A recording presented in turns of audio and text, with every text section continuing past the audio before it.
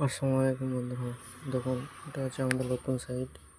কালকে ভাবলাম যে আজকে কাজে গিয়েছিলাম, তার কাজ হয়নি গো, তার লেগে ব্লগটা দিলাম।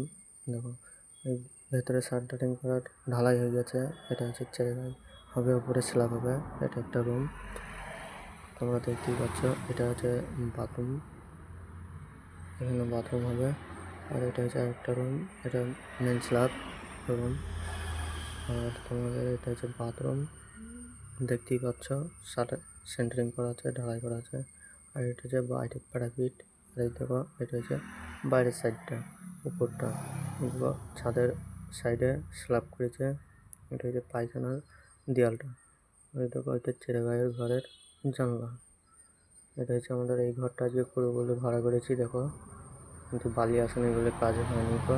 আর এটা হচ্ছে ডাইনিং, কত বড় ডাইনিং দেখো।